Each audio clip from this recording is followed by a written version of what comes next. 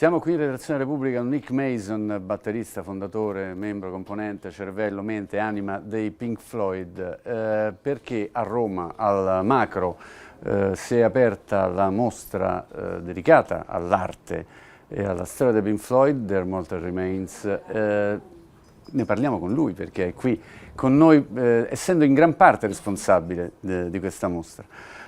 Nick, quanto è stato difficile mettere insieme tutto il materiale per raccontare la storia dei Pink Floyd? How much was difficult to put all this thing together? Well, it was difficult because we didn't actually archive all the materials. So where the things are? Dove stanno tutte le cose? Where were the things that you collected? Well, they were all over the place. So individual band members had specific items, and all sorts of other people had Collectors. bits and pieces that we found. But very unlike the David Bowie exhibition, which was really the first of these big new exhibitions, he'd archived all his material perfectly, and we had none of that. So we were starting from scratch. But the big things like the material from the wall, you stored it some way, ma le cose più grosse come il materiale di The Wall le avete conservate da qualche parte? Yeah, we did. We had kept some things, but not enough really. E quanto è stato difficile mettere insieme i Pink Floyd? How much was difficult to put together the Pink Floyd, all of you to decide the things for the... That's probably the most difficult. But we had basically what happened was it was a collaboration. So first of all, we had the V&A Museum, the Victoria and Albert Museum in London, who were very experienced at running exhibitions. Then we had Aubrey Powell from Hypnosis, who has a 45-year history with the band.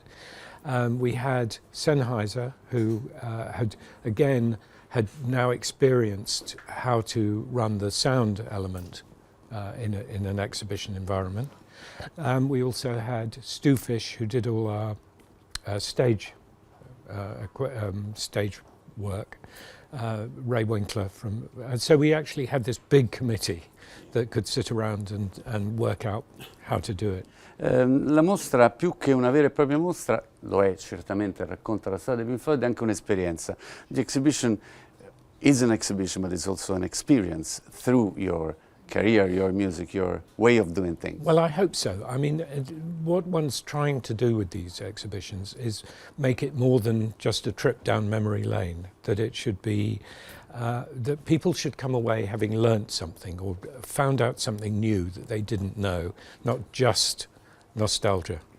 Pensi che sia anche un modo di tenere, che sia un'altra opera dei Pink Floyd, un modo di tenere viva la musica, l'arte e la band? Do you think there is another way to keep Pink Floyd alive, still alive? Yes, I think, I mean,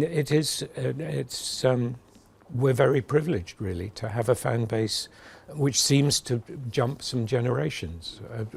We come from a generation where rock and roll was meant to be something that teenagers were interested in, and then they moved on, and that was a way of rebelling against parents. But now it's become something very different, and we're seeing younger people being brought in their parents have been the ones to introduce them to our music.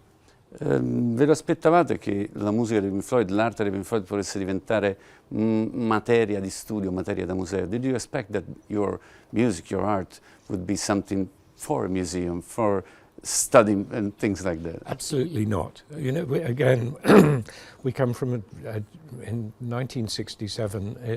No one believed that anyone could exist in this environment for more than 3 years, maybe 3-4 years. So it's been an extraordinary journey, really, to see the way that things have opened up, that so many other possibilities are there for the way shows are done, the way records are made, and so on. Nick Mason ha sicuramente avuto una vita straordinaria, ha incontrato personaggi straordinari, ha fatto delle cose straordinarie. Cos'è che gli manca oggi? You had an extraordinary life, you met extraordinary people, you've done extraordinary things. Now, what do you miss most of the things that you have done?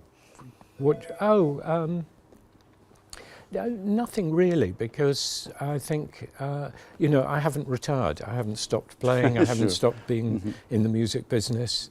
I don't have any sense of looking back and being disappointed that I can't do this or that. There's still endless opportunities to do interesting things. Che genere di musica ama attualmente Nick Mason? What kind of music do you listen to today? Particularly my generation, you know, so I'll listen to the people who influenced me originally, whether it's Jimi Hendrix or Cream or whatever. But there's also some new music, a lot of jazz. I've always been fond of sort of modern jazz. So the extraordinary thing is now, with the way the music industry works and the way music is dissipated, that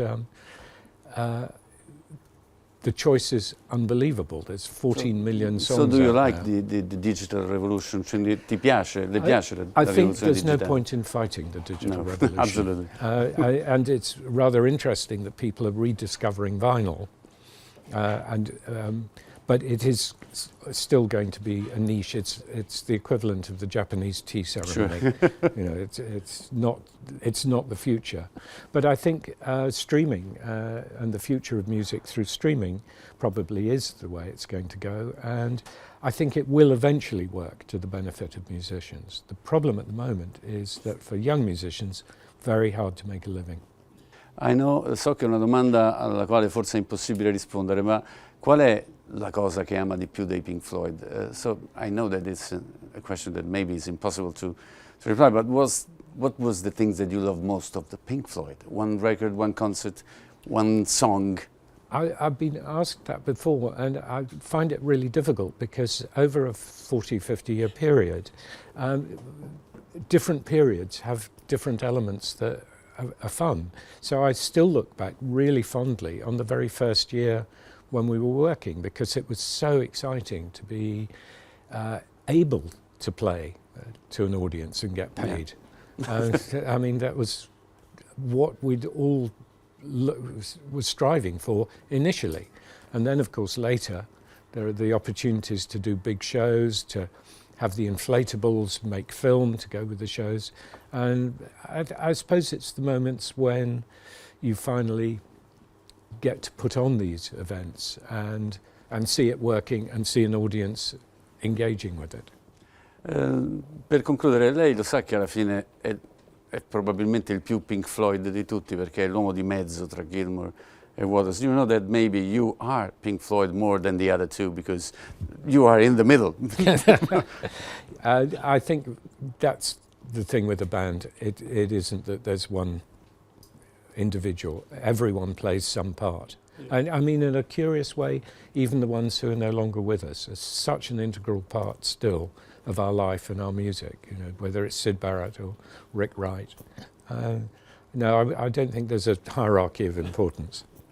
Thank you. Pleasure.